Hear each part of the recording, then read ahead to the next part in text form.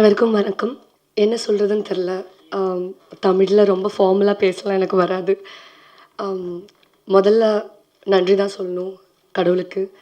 Bhagyaraj sir கூட, Satish sir கூட இப்படி ஒரு ஸ்டேஜ் ஷேர் பண்ணிக்கிறதுக்கு ஒரு வாய்ப்பு கொடுத்ததுக்கு Santhosh sir, thank you so much for trusting me in this project. அப்புறம் ஸோ எக்ஸைட்டட். சத்தியமா வார்த்தையே வரல. எப்படி சொல்கிறதுன்னு தெரில. ட்ரெய்லர் அவ்வளோ நல்லா இருக்குது. சாங் கூட ரொம்ப நல்லா இருக்குது. அண்ட் ஜஸ்டிஸ் ஃபார் ஜெனி பற்றி பேசும்போது இது வந்து எல்லாரும் பார்க்க வேண்டிய ஒரு படம்னு நினைக்கிறேன். இந்த சொசைட்டியில் நடந்த நம்ம நிறைய பேர் கேள்விப்பட்டிருக்கோம் இந்த மாதிரி நிறைய situations, incidents.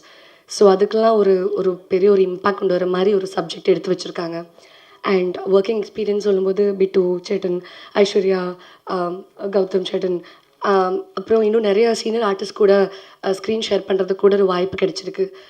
So thank you so much media persons for being here. எங்கே வந்திருக்கிற எல்லாருக்கும் நன்றி. எல்லோரும் படம் பாருங்கள், சப்போர்ட் பண்ணுங்கள். Thank you so much.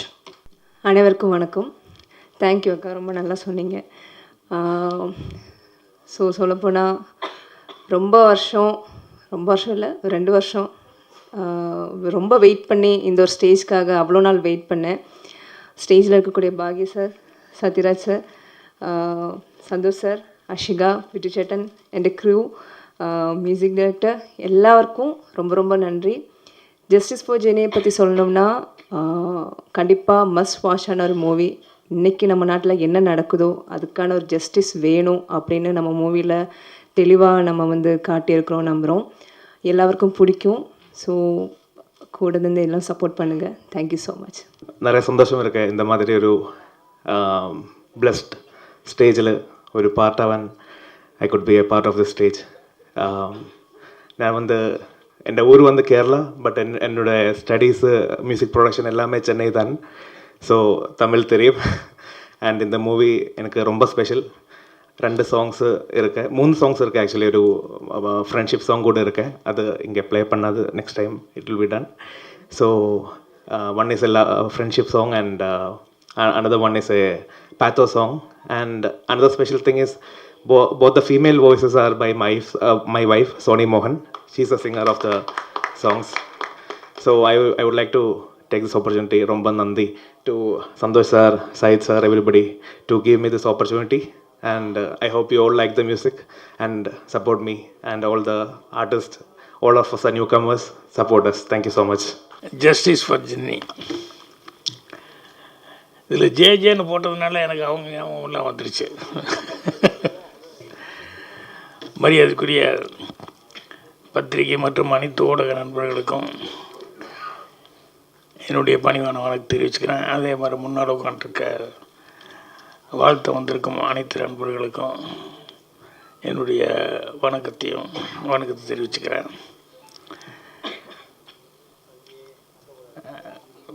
நான் இன்னும் படம் பார்க்கலையேன்னு நினச்சிட்டு இருந்தேன். எல்லோரும் இனிமேல் தான் போட போகிறாங்க. ஆனால் சதீஷ் பார்த்துட்டார் அப்படின்னாங்க. சதீஷ் அவர் நடிகர், இயக்குனர், தயாரிப்பாளர். அவர் சமீபத்தில் பண்ண படம் வந்து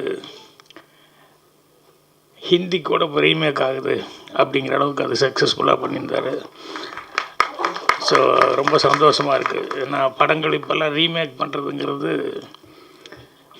கொஞ்சம் ரேராக தான் ரீமேக் ஆகுது. ரொம்ப நல்ல படங்கள் ரொம்ப நல்ல கலெக்ஷன் ஆச்சு அப்படின்னா தான் ரீமேக் ஆகுது. ஸோ அந்த மாதிரி ஹிந்தியில் பண்ண போகிறாங்கன்னு சொல்லும்போது ரொம்ப சந்தோஷமாக இருந்தது. ஸோ அவர் படம் பார்த்துட்டு அவர் சொல்கிறாரு அப்படிங்கும்போது கண்டிப்பாக கரெக்டாக அவருடைய இது ஃபோட்டோகிராஃபி பற்றி, கேமராமேனை பற்றி சொல்லிட்டு இருந்தார், மியூசிக் பற்றி சொன்னார். அப்புறம் அந்த படமும் ஒரு டிஃப்ரெண்ட்டான ஒரு இதில் எடுத்திருக்காங்க அப்படின்னு சொன்னார். ஸோ எனக்கும் முதல்ல எல்லாத்துக்கும் வணக்கம் சொல்லிடலாம். இந்த ப்ரொடியூசர் சையத் அவர்கள், அதுக்கப்புறம் ஆர்ட் டைரக்டர் வந்திருக்காரு, கௌதம் கேமரா, இவர் மியூசிக் டைரக்டர், அப்புறம் ஐஸ்வர்யா, அவங்களுக்கு நீங்கள் பிட்டு வில்லன் கேரக்டர் செஞ்சவர், எல்லாத்துக்குமே என்னுடைய பணிவான வணக்கத்தையும் வாழ்த்துக்களையும் நான் தெரிவிச்சுக்கிறேன். ப்ரொடியூசர் டைரக்டர் சந்தோஷ் அவர்கள் இன்வைட் பண்ணும்போது சும்மா என்ன கதை என்னன்னு சொல்லி ஜென்ரலாக படத்தை பற்றி தெரிஞ்சுக்கலான்னு சொல்லி கேட்கும்போது இது ஒரு லேடிஸுக்கான சப்ஜெக்ட் அப்படின்னு சொல்லிட்டு ஒரு அவுட்லைன் சொன்னார். அவர் முன்னால் எங்கேயாவது ஒர்க் பண்ணியிருக்காரா என்னன்னு சொல்லிட்டு யாராவது வந்தாலும் கேட்பார்ல, யார்கிட்ட ஒர்க் பண்ணீங்க என்ன அப்படின்ட்டு. இல்லை சார், எனக்கு சினிமாவில் இருந்த ஆர்வத்தில் படங்களை பார்த்து நானே கற்றுக்கிட்டேன், நடிக்கணும்னு ஒரு ஆர்வம் இருந்தது, அதுக்கப்புறம் டைரக்ஷன் பண்ணலான்னு சொல்லி டைரக்ஷன் பண்ணியிருக்கேன் அப்படின்னாரு. அப்போ அந்த அவுட்லைன் சொல்லும்போது வந்து ரொம்ப தெளிவாக சொன்னார். அது சட்டம், போலீஸ், காவல்துறை, நீதித்துறை இது சம்மந்தப்பட்டதாக இருந்தது அந்த சப்ஜெக்டு. நீட்டாக தெளிவாக சொன்னார். புதுசாக பண்ண போகிறது யார்கிட்டையும் ஒர்க் பண்ணாமல் பண்ணுறாரு அப்படிங்கும்போது அவர் சொல்கிற நேரேஷனில் வந்து அவர் எவ்வளோ அழகாக சொல்லுவார் அப்படின்னு சொல்லிட்டு அதுலேயே என்னால் ஊகிக்க முடிஞ்சது.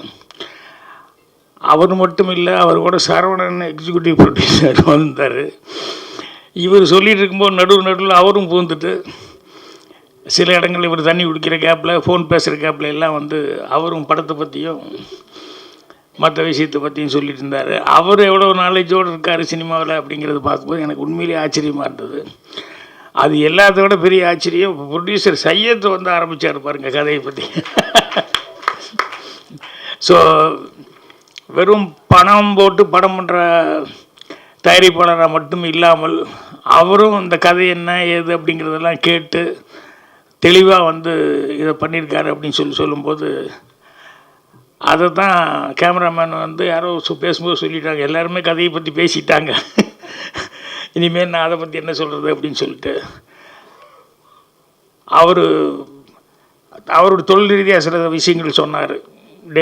டே எஃபெக்ட்டுக்கு என்ன கேமரா யூஸ் பண்ண, எது வச்சு ஷூட் பண்ண, நைட் எஃபெக்ட்டுக்கு அது காரணங்கள் அது இதெல்லாம் சொன்னார். ஸோ சதீஷ் அவர்கள் பர்டிகுலராக வந்து கேமராமேனை வந்து அப்ரிஷியேட் பண்ணியிருக்காருங்கும்போது எனக்கும் படம் பார்க்கணும் அப்படிங்கிற மாதிரி ரொம்ப ஆர்வமாக இருந்தது. இது க்ரைம் சம்மந்தப்பட்டது அப்படின்னு சொல்லும்போது எனக்கு ரொம்ப பிடித்தது. நான் அதிகமாக படம் பண்ண முடியல. நான் வந்து விடிமுறை காத்திரு பண்ணேன், அப்புறம் ஒரு கைதியின் டைரி, இதுதான் ஸ்கிரிப்ட் பண்ணேன். பாக்கி பூராமே ஃபேமிலி ஓரியன்டாக பண்ணேன். ஆனால் எனக்கு உண்மையிலே பிடித்தமானது அப்படிங்கிறது வந்து க்ரைமு. நான் சினிமா பார்க்குறதோட க்ரைமு, ஆக்ஷன் இது மாதிரி இருக்கிற படங்கள் தான் நான் நிறைய பார்ப்பேன். அதை ரொம்ப லைக் பண்ணுவேன். ஏன்னா அது செய்கிறதும் கஷ்டம். இவர் முதல் படமே வந்து சந்தோஷ் வந்து எப்படி ஸ்கிரிப்ட் பண்ணியிருக்காருன்னு நினைக்கும் போது எனக்கு ஆச்சரியமாக இருக்குது. ஏன்னா அந்த க்ரைமுக்கு அப்படிங்கும்போது அதுக்கு கொஞ்சம் தனிப்பட்ட ஒரு இதெல்லாம் வேணும், அதை ஸ்கிரிப்ட் பண்ணுறது, சீன் பண்ணுறது அதெல்லாம். ஸோ அவர் ரொம்ப தைரியமாக வந்து இது பண்ணியிருக்காரு. ஏன்னா எனக்கு வந்து ரொம்ப வருஷம் முன்னாடி சினிமாவுக்கு வந்த புதுசில் நான் பார்க்கல, ஆனால் என் கூட அசிஸ்டண்ட்டு இதில் குழுவில் வந்து ஸ்டோரி டிஸ்கஷன் எல்லாம் உட்காந்துருப்பாங்க. கலைஞான சார், கனகசன் அவங்கெல்லாம் ரொம்ப சீனியர்ஸு. அம்மாரா இவங்கெல்லாம் உட்காந்துருக்கும்போது ஏதாவது அவங்க சர்வீஸுக்கு சில படங்கள்லாம் சொல்லுவாங்க. அதில் கனகசண்முகம் சார் ஒரு க்ரைம் சப்ஜெக்ட் சொன்னார். எனக்கு ரொம்ப பிடிச்சது. அது இன்னும் மனசில் அப்படியே பதிவாயிருக்கு. என்னென்னா 2 பேர் அக்கா தங்கச்சிங்க. அதில் ஒருத்தி வந்து நல்ல ரிச்சு, நல்ல பணக்காரி ஆகிட்டா. இன்னொரு தங்கச்சி வந்து கொஞ்சம் சுமாராக தான் அவளுடைய சூழ்நிலையில். அவன் எங்கேயோ தனியாக இருக்கிறா, ஐயோ அக்கா ஒரு இடத்துல இருக்கிறா. ஆனால் அக்கா வந்து எவ்வளோ பணம் இருந்தாலும் எவ்வளோ வசதி வந்தால் கூட தங்கச்சியை வந்து எல்லா ஃபங்க்ஷனுக்கும் கூப்பிட்டு அவங்களுக்கு என்ன செய்யணுமோ, என்ன ஹெல்ப் பண்ணணுமோ எல்லாமே பண்ணி தங்கச்சியை நல்லா கவனிச்சிட்டாங்க. இருந்தாலும் மனிதனுக்கு ஒரு பெரிய ஒரு வீக்கான ஒரு சமாச்சாரங்கிறது பேராசை. இப்போ அக்கா என்ன செஞ்சாலும் அந்த தங்கச்சிக்கு வந்து அவள் இடத்துல நம்ம இல்லையே, நம்ம அந்த பணக்காரி போய் நம்ம இல்லையே அப்படிங்கிறது வந்து அவளுக்கு எப்பவுமே என்ன ஹெல்ப் பண்ணால் கூட அது ஒரு சின்ன அவளுக்குள்ள ஒரு இதாக இருந்துகிட்டு இருந்தது. இந்த இடத்துல நம்ம இருந்தால் எவ்வளோ நல்லா இருக்குன்னு. அதில் என்னென்னா 2 பேரும் ட்வின்ஸாக இருக்கிறதுனால அச்சசப்பில் 2 பேரும் ஒரே மாதிரி இருப்பாங்க. பேச்சு எல்லாமே ஒரே மாதிரி இருக்கும். வீட்டில் இருக்கிறவங்க ரிலேஷனே சில நேரங்களில் தடுமாறுவாங்க. இது யார் அக்கா யார் தங்கச்சின்னு கூப்பிட்றதுல வந்து ஒரு கன்ஃபியூஷன் அவங்களுக்குள்ள. அந்த அளவுக்கு அவங்க 2 பேரும் ஒரே மாதிரி ஒரு ஒற்றுமை இருக்குது. அப்போ அவளுக்கு ஒரு தப்பான ஒரு எண்ணம் வருது.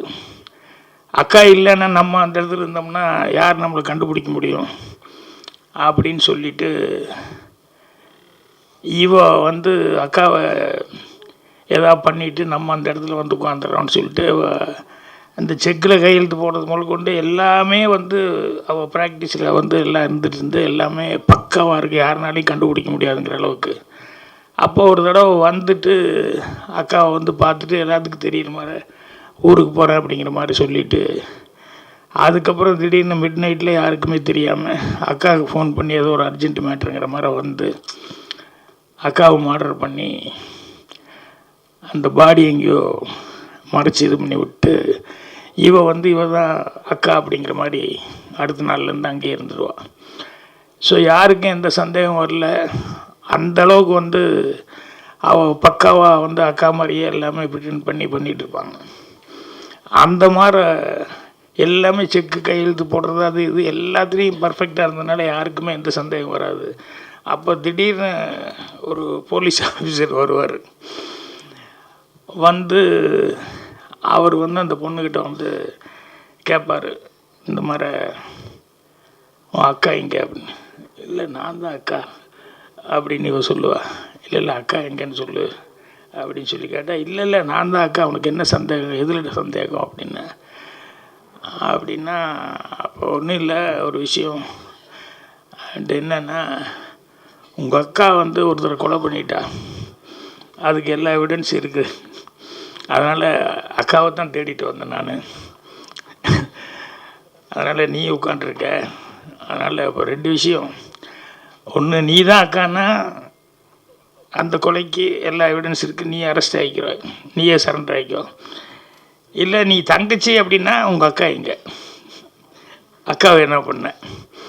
ஸோ அக்கா கண்டிப்பாக நீ கன்ஃபார்மாக அவளை கொலை பண்ணிட்ட. ஸோ அதனால் நான் வெளியே வெயிட் பண்ணுறேன். ஒன்று அக்காவன்னா அக்காவை பண்ண கொலைக்காக வந்து சரண்டர் ஆகிக்கோ, இல்லை தங்கச்சின்னா அக்காவை கொலை பண்ணதுக்காக வந்து சரண்டர் ஆகிக்கோ, நான் வெளியே உனக்கு டைம் கொடுக்குறேன், ஒரு 1/2 hour யோசிச்சுட்டு வா அப்படின்னு சொல்லி சொன்னேன். ஸோ இந்த கதை வந்து 50-60 வருஷத்துக்கு முன்னால் நான் கேட்டது. ஸோ அப்போவே எந்த அளவுக்கு அவங்க புத்திசாலித்தனமாக திங்க் பண்ணி இப்படி ஒரு ஸ்கிரிப்ட் பண்ணியிருக்காங்க அப்படின்னு சொல்லும்போது, அந்த க்ரைமுங்கிறது எவ்வளோ வித்தியாசமான க்ரைமு, எப்படி கதையை வந்து இப்படி திங்க் பண்ணியிருக்காங்க அப்படின்னு சொல்லும்போது ரொம்ப ஆச்சரியமாக இருக்கும். அதே மாதிரி இதில் சட்டம், லாயர் அது இதுன்னு சொல்லிட்டு அதெல்லாம் நிறையா வருது. எனக்கு சின்ன வயசுலலாம் வந்து இந்த அந்த கோட்டுக்கிட்டலாம் போட்டு அந்த இதெல்லாம் கட்டிக்கிட்டு யுவர் ஆனர் அப்படின்னு சொல்லிட்டு லாயர்கள்லாம் பேசும்போது பார்த்தா எனக்கு ரொம்ப அது ஒரு பெரிய ஹீரோ மாதிரி எனக்கு ஒரு ஃபீலிங். அதனால் நம்ம லாயருக்கு தான் படிக்கணும் அப்படின்னு சொல்லிட்டு சின்ன வயசில் ஆசைப்பட்டேன். அப்புறம் பார்த்தா சூழல்கள் அது படிக்க முடியல. அப்புறம் கடைசியில் எதுவுமே டிகிரிக்கே படிக்க முடியல போச்சு, அது வேறு. பிஎஸ்சியே ஃபெயில் ஆகி வந்துட்டோம். இந்த லாயர் அப்படின்னு சொல்லும்போது சினிமாவில் வந்து திருடன் வந்து ரொம்ப புத்திசாலித்தனமாக என்னென்ன பாதுகாப்பு பண்ணி வச்சுருந்தாலும் அதை வந்து எல்லாத்தையும் தாண்டி எப்படி வந்து திருடிட்டு போகிறான் அல்லது ஒரு தப்பு பண்ணிட்டு போகிறான், க்ரைம் பண்ணிட்டு போகிறான் அப்படிங்கிறது அவனுக்கு அதுக்கு ஒரு புத்திசாலித்தனம் வேணும். இது எல்லாம் தாண்டி போலீஸ்னு ஒரு டிபார்ட்மெண்ட் வருது. வந்து அவங்க உள்ளே வந்து இது எப்படி எவன் இப்படி திருடிட்டு போயிருப்பான், எந்த வழியாக வந்திருப்பான், எந்த வழியாக அப்படி பண்ணியிருப்பான், அதுக்கு என்ன எவிடன்ஸ் இருக்குது அப்படின்னு சொல்லிட்டு அவன் வந்து மண்டையை உடைச்சி கடைசியில் கரெக்டாக கண்டுபிடிச்சி போலீஸ் வந்து அவனை அரெஸ்ட் பண்ணுவாங்க. அதுக்கு ஒரு பெரிய மூளை வேணும். இது 2ஐயும் தாண்டி அதுக்கப்புறம் வந்து இந்த திருடன் மூளையே கெட்டிக்காரத்தனம், அது கண்டுபிடிக்கிறது போலீஸ்காரர் அதோட கெட்டிக்காரத்தனம். கடைசியில் அதுக்கப்புறம் லாயர்கிட்ட போவாங்க. அவர் இந்த கேஸை வாங்கிட்டு அவர் கேட்பார், என்ன பண்ண ஏது பண்ண அப்படின்னு சொல்லிட்டு. இவன் இப்படி தான் தப்பு பண்ணிட்டான், அது பண்ணிட்டான் அப்படின்னு சொல்லும்போது இவன் திருநதில் எப்படி இவன் பிடிச்சது எதை வச்சு பிடிச்சான் அப்படின்னு சொல்லிட்டு இதை உடைக்கிறதுக்காக லாயர் அவரு மூளையை பிரயோகப்படுத்துவார். அது இதை விட கிரேட்டு. இருக்கிறது இல்லைன்னு பண்ணிடுவார், இல்லைங்கிறது இருக்கிறதுன்னு சொல்லி பண்ணிடுவார். ஸோ அந்த லாயர் மூளைங்கிறது இது 2 விட வித்தியாசமான ஒரு பிரெயின். ஒரு கேஸ் வந்து ஒருத்தன் பட்டப்பகலில் வந்து வெட்டியிருக்கான், எல்லோரும் பார்த்துருக்காங்க, எல்லா எவிடன்ஸும் கரெக்டாக இருக்குது. கடைசியில் வந்து யாருனாலையும் ஒன்றும் பண்ண முடியாது, அவனுக்கு ஜட்ஜ்மெண்ட் வரப்போகுது அப்படின்னு சொல்லும்போது, அப்போ அவன் வந்து யாரோ ஒருத்தர் வந்து இந்த லாயர் எப்படி அவர் எப்படியா வெளியே கொண்டு வந்துடுவார் அப்படின்னு.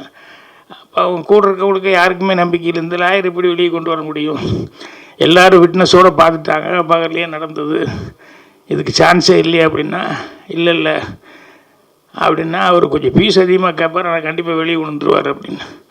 அப்புறம் போனால் ஒரு 25 லட்சம் கொடுத்தீங்கன்னா கொண்டு வந்துடுறேன் நான் அப்படிங்கிற மாதிரி சொன்னால் யாருக்கும் நம்பிக்கை இல்லை கண்டிப்பாக கொண்டு வந்துடுறேன் அப்படின்னு சொல்லிவிட்டு அடுத்த நாள் வந்து கோர்ட்டை வந்து வாதாடும் போது அவர் வந்து என் ஆள் கொலை பண்ணான்னு சொல்லியிருக்காங்க. அதுக்கு வந்து ஒரு அறுவாடை கொண்டு வந்து வச்சுருக்காங்க.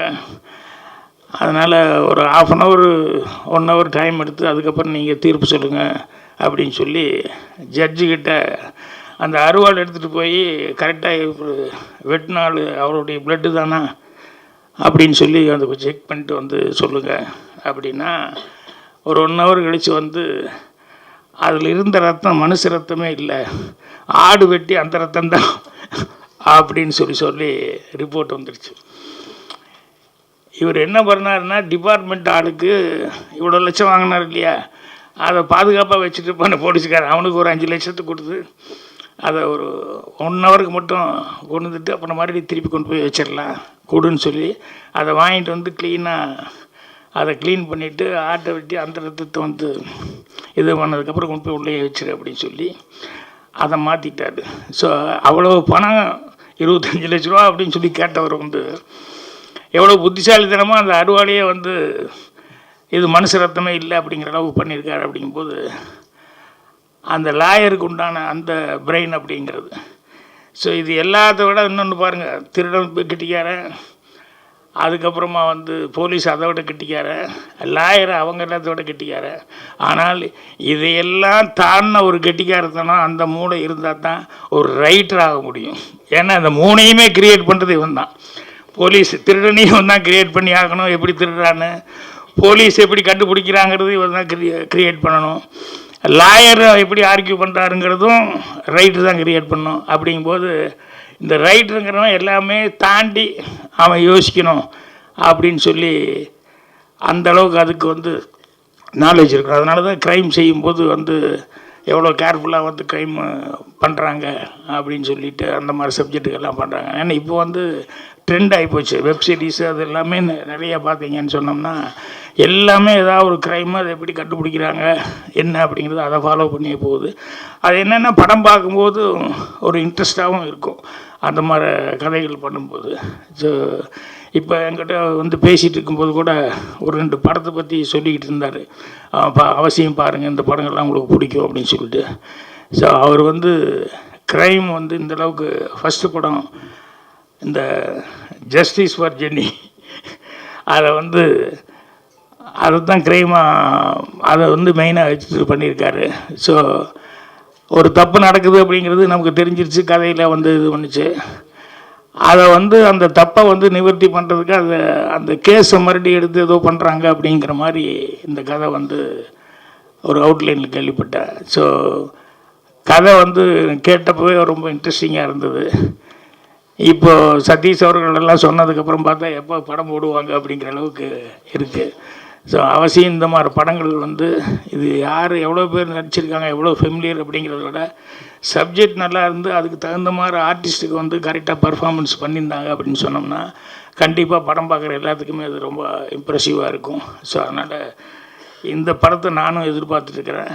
கண்டிப்பாக பத்திரிகையாளர்கள்லாம் வந்து இந்த மாதிரி அது எல்லாமே பொதுவாக நீங்கள் வந்து படங்களுக்கு வந்து பத்திரிகை மற்றும் டிவி ஊடக நண்பர்கள் அவங்க வந்து கொடுக்குற அந்த ஃபஸ்ட்டு பேஸாக அவங்க வந்து ஓப்பனிங்கை வந்து பார்த்துட்டு இவங்க சொல்கிறது வச்சு, ஏன்னா நிறைய பேர் இன்றைக்கும் சினிமா பார்க்குறவங்க ரிவ்யூ எல்லாம் என்ன வந்திருக்குப்பா பார்த்துட்டு போகலாம், சும்மா அனாவசியமாக காசு செலவு பண்ண வேண்டாம் அப்படிங்கிற லெவலில் தான் இருக்காங்க. அதனால் எல்லாருமே வந்து அந்த ரிவ்யூக்காக வெயிட் பண்ணுறாங்க. ஸோ உங்களுடைய ரிவ்யூங்கிறது வந்து இந்த மாதிரி சின்ன படங்களுக்கு நல்ல படங்களுக்கு கண்டிப்பாக ஒத்துழைப்பு கொடுக்குற அளவுக்கு இருக்கணும். அதை நீங்கள் செய்வீங்க அப்படின்னு சொல்லிட்டு நான் நம்புகிறேன். ஸோ இந்த டீமுக்கு எல்லாத்துக்குமே வந்து அட்வான்ஸாக என்னுடைய வாழ்த்துக்களை தெரிவிச்சுக்கிறேன். சதீஷ் படம் எப்படி ஹிந்திக்கு போச்சு அதே மாதிரி வந்து இவருடைய படமும் இந்த படமும் வந்து ஜஸ்டிஸ் ஃபார் ஜென்னியும் வந்து கண்டிப்பாக அடுத்த லாங்குவேஜ்லாம் இப்போவே பை லாங்குவேஜ்லாம் எடுத்துக்க எனக்கு தெரியாது, நான் தமிழ் தான் அப்படின்னு. அப்புறம் என்னடா ஒரே கேரளா வாடையாக இருக்குது, எல்லாருமே மலையாளத்தில் கொஞ்சம் பேசுகிறவங்களாம் நிறையா பேர் இருக்காங்க அப்படின்னு சொல்லி அப்புறம் கேட்டால் ஒருத்தர் பேசும்போது தான் தெரிஞ்சது பை லாங்குவேஜில் தான் பண்ணியிருக்காங்க, தமிழ் அண்ட் மலையாளம் அப்படின்னு சொல்லி. ஸோ அதனால் அடுத்தது வந்து அடுத்த லாங்குவேஜுக்கெல்லாம் கூட இந்த படம் வந்து ரீமேக் ஆகி சக்ஸஸ்ஃபுல்லாக போகணும் அப்படின்னு சொல்லி என்னுடைய வாழ்த்துக்கள் தெரிவிச்சுக்கிறேன். நன்றி, வணக்கம். அனைவருக்கும் காலை வணக்கம். முதல்ல இந்த நிகழ்ச்சி வந்து ரொம்ப ஒரு சந்தோஷமான மகிழ்ச்சியான நிகழ்ச்சி. பத்திரிகையாளர்கள் கூட ஒரு 10:30 மணிக்கு ஆரம்பித்து 11:30 மணிக்கு கிட்டத்தட்ட முடிய போகுது. இல்லைன்னா ரொம்ப நேரம் இழுத்து எல்லாரும் வந்து ஒரு சோர்வடையக்கூடிய ஒரு சூழல் இல்லாமல் சொல்ல வேண்டிய விஷயத்த சுருக்கமாக கரெக்டாக சொல்லி பிளான் பண்ணி நல்லா பண்ணியிருக்காங்க.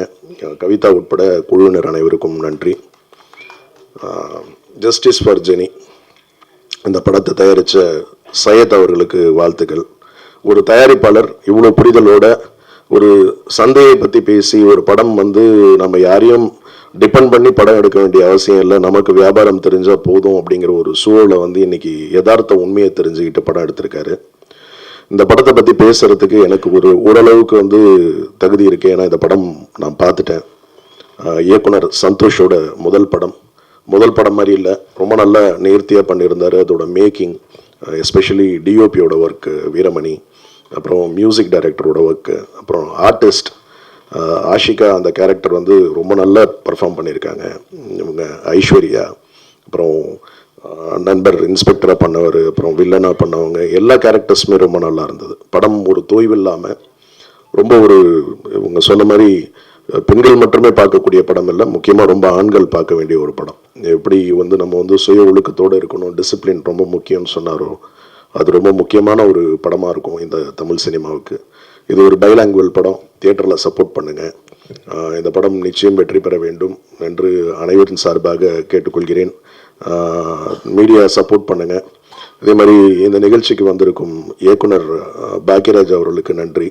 எப்பவுமே சின்ன படங்களுக்கு வந்து ஒரு ஃபங்க்ஷன், ஒரு ஆடியோ லான்ச்னா ஆட்களே கிடைக்க மாட்டேங்கிறாங்க, வர மாட்டேங்கிறாங்க. கூப்பிட்டாலே ஏதோ வரேன்னு தயங்குவாங்க. பட் சமீப காலம் இல்லை, நீண்ட நாட்களாக பார்த்துக்கிட்டு இருக்கேன். எந்த ஒரு சின்ன படமாக இருந்தாலும் அந்த தயாரிப்பாளரும் அந்த கம்ப்ளீட் குரூவையும் வந்து என்கரேஜ் பண்ணணுன்ற ஒரு மனப்பான்மையோட, ஒரு பெருந்தன்மையோட எல்லா நிகழ்ச்சிக்கும் வந்து தவிர்க்காமல் வந்து கலந்துக்கக்கூடிய இயக்குனர் பாக்கியராஜ் அவர்களுக்கு தயாரிப்பாளர்கள் சார்பாக நன்றி தெரிவித்துக் கொள்கிறேன்.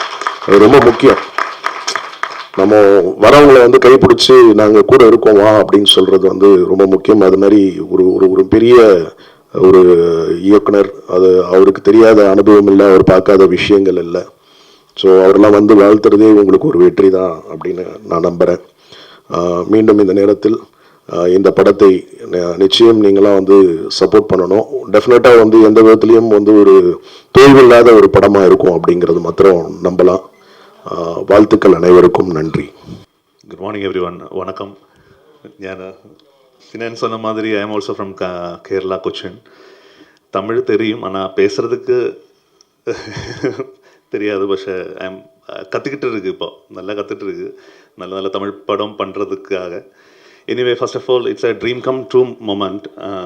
இங்கே ஜஸ்டிஸ் ஃபார் ஜெனியில் first of all thank you director Santhosh sir for giving this opportunity, believe பண்ணி இந்த கேரக்டர், பெரிய கேரக்டர் தந்துறதுக்கு. And to the producer sir, Said, Tamin sir, thank you. And each and everybody, the crew, DOP sir, Veeramani sir, the whole crew, Ashika, Aishwarya, Sinan, the music director, Gaudam, நல்லா பண்ணி வச்சிருக்கீங்க. And you have seen 2 songs here, na 2 song. அதுவும் கௌதம் சொன்ன மாதிரி அவங்களோட பொண்டாட்டி தான் பாடிட்டு இருக்கு. And she have done so many Malayalam songs in Malayalam industry. പിന്നെ வந்து Bhagiraj sir, like I got a very good opportunity to work with your son in the movie called Balti. நல்லா பண்ணி வச்சிருக்கீங்க sir. I respect him. He done a very good job in that. പിന്നെ வந்து justice for Jenny இது வந்து ஒரு small strong movie. Meaning just movie படத்தில் movie நேமில் இருக்குது ஜஸ்டிஸ் ஃபார் ஜெனி. அது ஜஸ்டிஸ் கிடைக்கும் வரைக்கும் it's a suspense crime thriller subject. And எல்லோரும் போய் பார்க்கணும், பார்த்துட்டு ஜெனுவினாக ரெஸ்பாண்ட் பண்ணணும். இது வந்து என்னோட செகண்ட் தமிழ் மூவி. நல்லா என்ன சொல்லுவாங்க, ஃபர்ஸ்ட் ஒன் வாஸ் லாம்தார். It's a small character done in that movie. This is my second movie, justice for Jenny. ഞാൻ സെൽഫാக ഡബിങ് பண்ணிய மூவியில் அதுக்கு சான்ஸ் கொடுத்த டேரக்டர் சாருக்கு he supported me for that dubbing also. Thank you so much sir. எல்லாருக்கும் வணக்கம், நன்றி. So the whole media crew and everyone, thank you. எல்லோருக்கும் வணக்கம். எங்களோட அழைப்பை ஏற்று காலையிலே வந்திருக்க மீடியா பர்சனாக அனைத்து மீடியா உள்ளவங்களுக்கும், எங்கள் மேடையில் இருக்க Bhagyaraj sir and Sathish sir, மற்ற ஆர்டிஸ்ட் எல்லாருக்கும் என்னுடைய காலை வணக்கத்தை தெரிவித்துக்கிறேன். இந்த படம் பற்றி கதையை வந்து ப்ரொடியூசர் சொல்லிட்டார், அப்புறம் டைரக்டர் சொல்ல போகிறேன். சொல்லி நான் அதை ஜென்ரலாக பேசுகிறேன். நான் டெக்னிக்கலாக இந்த படம் வந்து ஷூட் பண்ணது சென்னை, கொச்சின், அதுக்கப்புறம் திருவனந்தபுரம் இங்கெல்லாம் ஷூட் பண்ணோம். இதில் நைட் எஃபெக்ட் இருக்கும், டே எஃபெக்ட் இருக்குது. ஸோ இந்த சைக்கலாஜிக்கல் மர்டர் த்ரில்லர் அப்படின்றதுனால ஸோ டபுள் வேரியேஷன் கலர் பேட்டர்னில் ஷூட் பண்ணலாம் அப்படின்னு சொல்லிட்டு நான் டே எஃபெக்ட் ஷூட்டுக்கு சோனி வெனிஸ்டும், நைட் எஃபெக்ட்டுக்கு வந்து அலெக்ஸா கேமரா ஷூட் பண்ணோம். எதுக்குன்னா இப்போது ஸ்கின் டோன் மார்னிங்கில் வந்து ஸ்கின் டோன் நம்மளுக்கு லைவாக இருக்கும், நைட்டில் வந்து கொஞ்சம் கான்ட்ராஸ்ட்டாக டீப்பாக இருக்கும், அந்த பர்பஸ்க்காக. ஸோ அது இல்லாமல் இப்போ வந்து வான்கார் வாய்ஸ் ஸ்டைலில் டைரக்டர் வான்கார் ஸ்டைலில் அந்த பேட்டர்னில் ஒரு மர்டர் த்ரில்லில் வந்து லைட்டிங் பண்ணியிருக்கேன், கலர் பேட்டர்ன் யூஸ் பண்ணியிருக்கேன். ஸோ இந்த படத்துக்கு நான் வர முக்கியமான காரணமாக இருந்த டைரக்டர் சந்தோஷ் சாருக்கும் நன்றி. இந்த படத்தை ஏற்படுத்தி கொடுத்த producer Syed sir and Lal சாருக்கு நன்றி. என் அழைப்பை ஏற்று இங்கே வந்திருக்க அனைவருக்கும் நன்றி. Thank you very much. என்னை ஈன்ற என் தாய்க்கு என் முதல் வணக்கம். இங்கே வந்திருக்கும் அனைத்து ஊடக நண்பர்களுக்கும் என்னோட முதல் வணக்கம். மற்றும் என் இனிய நண்பர், இந்த படத்தின் தயாரிப்பாளர் திரு சையத் தமின் அவர்களுக்கும், இந்த படத்தில் நான் என்ன நினைக்கிறேனோ அதை வந்து ஒரு விஷுவலாக காட்டுறதுக்கு என்னோட கண்ணா, இந்த படத்தோட கண்ணா இருந்த என்னோட கேமராமேன் வீரமணி அவருக்கும், நான் என்ன சீன் பண்ண போகிறேன், எனக்கு இதுக்கு என்ன பேக்ரவுண்ட் வேணும், இது எப்படி இருந்தால் நல்லாயிருக்கும்னு சொல்லி எல்லாம் கூட இருந்து ஒன்று ஒன்றா பார்த்து செஞ்சு கொடுத்த என்னோடய ஆர்ட் டைரக்டர் பாலாஜி அண்ணன் அவர்களுக்கும், என்னோடய படத்தில் துணை இயக்குனராக பணிபுரிந்த என் இனிய நண்பர் வீரமணி, சுந்தர், தேவா, அக்கீரா, சிவா, ஆனந்தன், இவர்கள் அனைவருக்கும் என்னோட நன்றியும் வணக்கத்தையும் தெரிவிச்சுக்கிறேன். எனக்கு இன்னொரு முக்கியமான நபர் இருக்கார். இந்த படத்தை முடிக்கிறதுக்கு கூட இருந்து எல்லாம் சப்போர்ட் பண்ணி இந்த படத்தை இந்த ஸ்டேஜுக்கு வரைக்கும் கொண்டு வந்திருக்கு லால் தேவசகாமணன் அவர்களுக்கும், இன்றைக்கி இந்த மூவியை ஆடியோ லான்ச் வரைக்கும் கொண்டு வந்து கொடுத்துருக்க குகன் சார் அவர்களுக்கும் என்னோட நன்றியை தெரிவிச்சுக்கிறேன். இந்த படம் நாங்கள் பிளான் பண்ணி ஸ்டார்ட் பண்ணும்போது இது எப்படி ஸ்டார்ட் பண்ண போகிறோம், எப்படி முடிக்க போகிறோன்ற ஒரு பயமும் குழப்பமும் இருந்துச்சு. ஸோ அந்த மாதிரி டைமில் எனக்கு கூட இருந்து ரொம்ப சப்போர்ட்டாக இருந்தவங்க சையத் சாரும் என்னோட அண்ணன் லால் தேவசகாயம் சாரும். அதுக்கப்புறம் இந்த படத்தோட எக்ஸிக்யூட்டிவ் ப்ரொடியூசர்ஸான என் இனிய தம்பி சரவணனும் மசூதுக்கும் என்னோட நன்றி தெரிவிச்சுக்கிறேன். இந்த படத்தில் ஆஷிகா அசோகன் அவங்க ஒரு லீடாக பண்ணியிருக்காங்க. அவங்க ரொம்ப நல்லா பண்ணியிருக்காங்க. நீங்கள் படம் பார்க்குறப்ப அவங்க எல்லாருக்கும் தெரியும் அவங்க பர்ஃபார்மன்ஸ். அவங்களாம் கூட இருந்து ரொம்ப ஸ்டெயின் பண்ணி எனக்கு ஒர்க் பண்ணி கொடுத்தாங்க. அவங்களுக்கும் என்னோட நன்றி தெரிவிச்சுக்கிறேன். என்னோட இன்னொரு ஹீரோயின் ஐஸ்வர்யா, அவங்க எப்படியாவது இந்த படம் வெளியே வரணும், இந்த ஆடியோ லான்ச்லாம் எப்போ சார் வரும்னு எனக்கு நிறைய வாட்டி கேட்டிருக்காங்க. ஸோ இந்த ஆடியோ லான்ச் வரைக்கும் அவங்கள கொண்டு வந்து உட்கார வச்சு தான் அவங்களுக்கு ரொம்ப சந்தோஷம். அவங்க நேற்று கூட எனக்கு மெசேஜ் பண்ணியிருந்தாங்க, எனக்கு எல்லாம் கனவு மாதிரி இருக்குது சார் அப்படின்னு. எல்லாம் கனவுலாம் இல்லைங்கம்மா, நிஜமாக தான் நல்லா ஒர்க் பண்ணி கொடுத்தாங்க ஐஸ்வர்யா. அவங்களுக்கு என்னோட நன்றி தெரிவிச்சுக்கிறேன். இந்த படத்தோட வில்லன் சினன், அவருக்கு இது ஒரு ஃபஸ்ட்டு படம். ஆனால் அவருக்கு தெரியாது அவர் இவ்வளோ பெரிய ரோல் பண்ண போகிறாருன்னு தெரியாது. ஆனால் அவருக்கு நான் கதையும் ஒழுங்காக ஃபுல்லாக சொல்லலை, நான் சொல்கிறத மட்டும் செய்ப்பா அப்படின்னு மட்டும் தான் சொல்லியிருக்கேன். ரொம்ப கஷ்டப்பட்டு நடிச்சிருக்காரு சினன். ரொம்ப நன்றி சினன். இந்த படத்தோட இன்னொரு முக்கியமான விஷயம் மியூசிக் தான். நான் என்ன கேட்குறேனோ அந்த மியூசிக்கை கூட இருந்து நான் என்னென்ன டியூன் மாற்ற சொல்கிறேனோ அது கொடுங்க இது கொடுங்கன்னு கேட்குறப்போலாம் கூட வந்து சப்போர்ட் பண்ணி எனக்கு ஒரு நல்ல 3 சாங்ஸ் கொடுத்துருக்காரு. அதுக்கு மேலே படத்தோட ஆர்ஆர் வந்து நீங்கள் படம் பார்க்கும்போது இல்லை ட்ரைலர் பார்க்கும்போது உங்களுக்கு தெரிஞ்சிருக்கும். ஆர்ஆரில் ரொம்ப நல்லா பண்ணியிருக்காரு. ரொம்ப தேங்க்ஸ் கௌதம். என்னோட இன்னொரு தம்பி பிட்டு தாமஸ், அவர் இந்த படத்தில் நான் என்ன சொல்கிறேன், என்ன கேட்குறேன், என்ன பண்ண போகிறேன் எதுவுமே கேட்க மாட்டார். இந்த சீன் போனோம்னா இங்கே போய் நில்லு, அங்கே போய் நில்லுன்னா சரி சார், ஓகே சார் அப்படின்னு நான் சொல்கிறதெல்லாம் கேட்டு நடிச்சிருக்காரு. அவருக்கும் என்னோட தேங்க்ஸ் சொல்லிக்கிறேன். இந்தியாவின் சிறந்த ஸ்க்ரீன் பிளே ஜாம்பவான் என்று அழைக்கப்படும் பாக்யராஜ் சாருக்கு என்னோட நன்றியை தெரிவிச்சுக்கிறேன். ஜேஎஸ்கே சதீஷ்குமார் சார், நான் கூப்பிட்ட உடனே ஏன் இதுக்கு என்ன விஷயம் என்ன டைமு அதை மட்டும் சொல்லு நான் வந்துடுவேன் அப்படின்னு சொல்லி இங்கே வந்து உட்காந்துருக்காரு. சாருக்கும் என்னோட நன்றியை தெரிவிச்சுக்கிறேன். நீங்கள் எல்லோரும் இந்த படத்தை பாருங்கள். இந்த படம் வந்து ஜஸ்டிஸ் ஃபார் ஜெனி அப்படின்னு நான் எடுத்திருக்கேன். ஆனால் ஜஸ்டிஸ் ஃபார் அப்படின்ற ஒரு வார்த்தை ஒரு நாள் இல்லை, ஒரு வாரம் இல்லை, ஒரு மாதம் இல்லை, ஒரு வருஷம் இல்லை, நீங்கள் கண்டினியூவாக அந்த வார்த்தையை எல்லா மாநிலங்களையும் கேட்டுட்டு தான் இருக்கீங்க. இந்த மாதிரி இஷ்யூ நடந்துட்டு தான் இருக்குது. இந்த மாதிரி படங்கள் நிறைய வந்தாலுமே திரும்ப திரும்ப அந்த வாய்ஸ் நம்மளுக்கு கேட்டுட்டு தான் இருக்குது.